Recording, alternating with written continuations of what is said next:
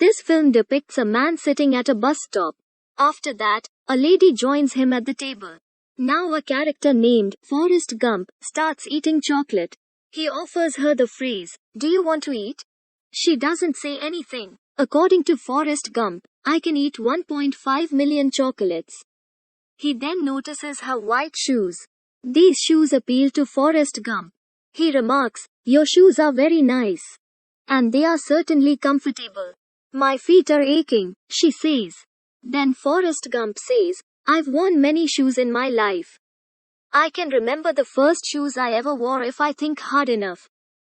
The story then begins in flashback, in which Forrest Gump is a child. He is in a doctor's office. He is being fitted with special shoes with fixed steel rods. According to the doctor, he has a spine curvature, but his feet are strong. "There is no need to be concerned. I will make everything right. I will make everything better," the doctor promises Forrest Gump. Forrest Gump is taken out by his mother. She advises him, "Never let anyone tell you that he is better than you. If Allah created everyone the same, He could make all children's feet look like yours. However, you are unique in your own right." He is known as Forrest Gump because he was impressed by the name of a distant relative. As a result, he is given the name Forrest Gump. Forrest Gump's mother wants the best education for her son. As a result, she enrolls him in a standardized school. However, the principal claims, because of his low IQ, this child cannot be admitted to this school.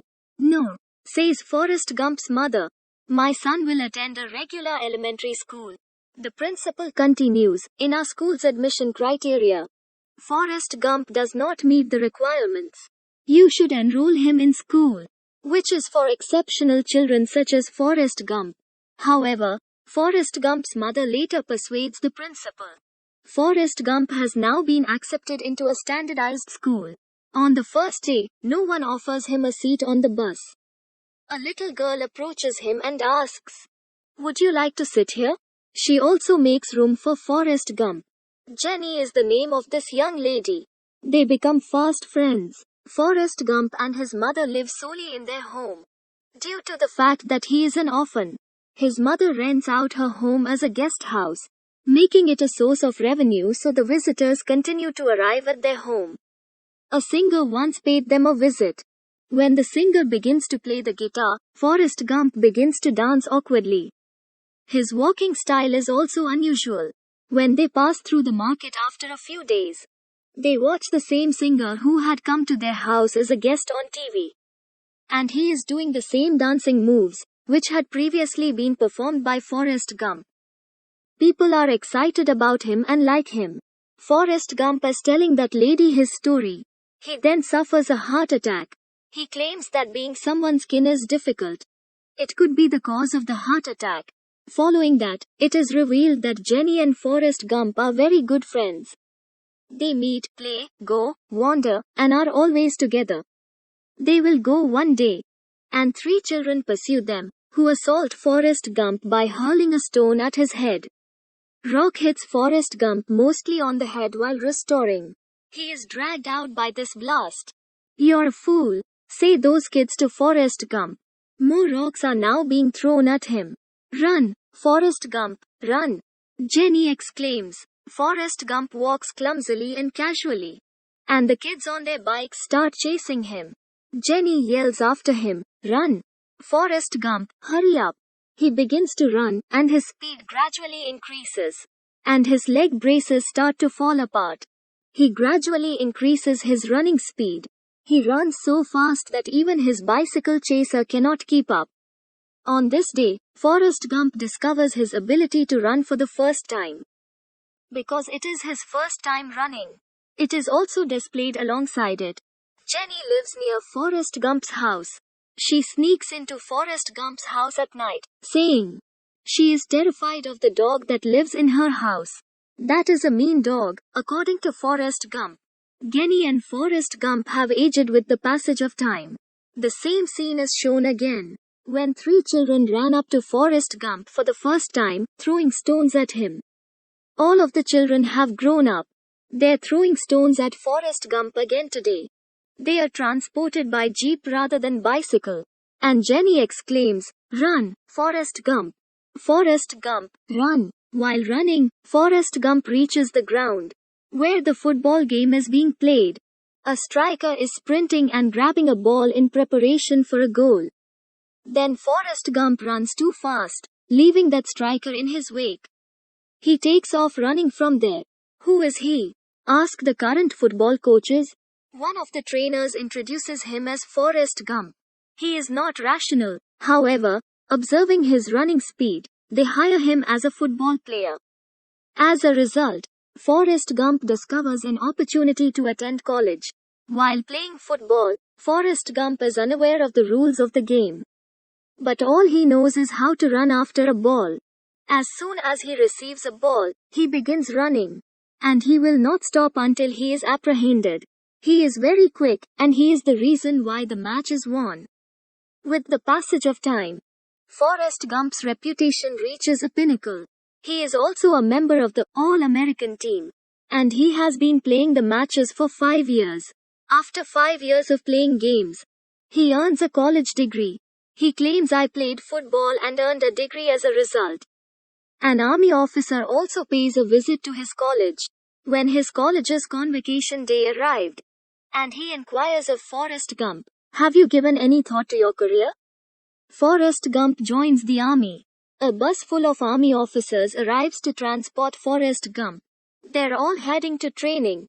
As he enters the bus, he introduces himself to the driver as Forrest Gump.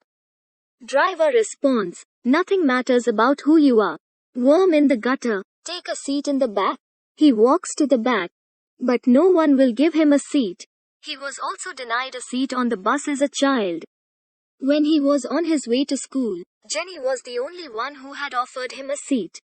"You can sit here," says an awkward and bulky boy with thick lips. Forrest Gump is sitting there. He explains, "My name is Benjamin, but everyone calls me Bubba." Forrest Gump introduces himself. "My name is Forrest Gump, and everyone refers to me by the same name."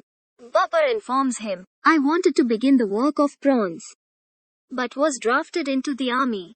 My mother prepares prawns." Actually, Bubba always mentions the prawns as his most prized possession. Jenny is informed by Forrest Gump that she will be sent to Vietnam.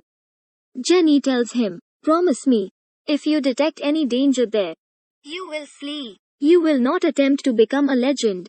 He responds, "Okay, I'll do the same. I'll write you a letter one day." Jenny then departs from there.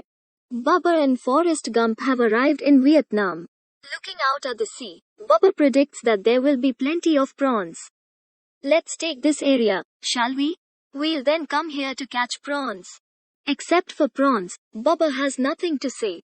Bubba tells Forrest Gump, "I have a plan because we are going to buy a boat after we get back from here. And we'll catch a lot of prawns from the sea. We will form a 50-50 partnership. We will not require a house, because we'll be able to sleep on the boat and our caught prawns could be our meal." It's a good idea, according to Forrest Gump. They have now been in Vietnam for several months. Every day, Forrest Gump writes a letter to Jenny. They are attacked on their way to the forest. They begin to flee. Due to the large number of enemies, their chances of survival are slim. Jenny had told Forrest Gump that, in the event of a dangerous situation, you will flee. You will not attempt to be a hero. As a result, Forrest Gump flees. He is the race's champion. When he turns back to look, he runs as fast as he can until he reaches a point. Even from a distance, there is no one at his backside. When I think of Bubba, he returns to take Bubba while running but fails to locate him. However, he discovers a wounded soldier among them. He lifts him up and leads him to the bank of a stream. And he returns to look for Bubba, but it is futile. He discovers yet another wounded soldier, who is also taken by him at the stream's bank. He returns several times and brings all of the soldiers there to save them. He must now look for Bubba. When he arrives, he discovers their wounded Lieutenant Dan. He does not want to retreat but rather confront the opponent. However, Forrest Gump abandons him on the riverbank. Forrest Gump is still looking for answers. Bubba, while refusing to accept defeat, Lieutenant Dan then says, "There are opponents who are exploding bombs, so don't go there." Regardless, Forrest Gump goes there and finds Bubba. Bubba has been killed. He returns him, but Bubba does not survive. Forrest Gump had a gunshot wound on his body throughout the journey. Then it is shown that all army officers are hospitalized. Everyone is hurt, but Forrest Gump is overjoyed. An army officer informs him when he arrives that he has received the Medal of Honor because you had helped so many people. He must now be awarded a medal by the president. Jenny appears in the distance and exclaims, "Forrest!" Forrest is ecstatic to see Jenny. As she exits the stage, he rushes over to her. He envelops her. They then have a lengthy discussion. Jenny tells him about her entire journey, as to which things she had done. Forrest Gump has been awarded the Medal of Honor. He tells the story of Vietnam. He hands it to Jenny and says, "I did what you wanted me to do." Jenny then introduces him to some of his friends. Jenny has a special friend among them. She runs away with that friend, hugging Forrest Gump. Jenny deviated from Forrest Gump once more.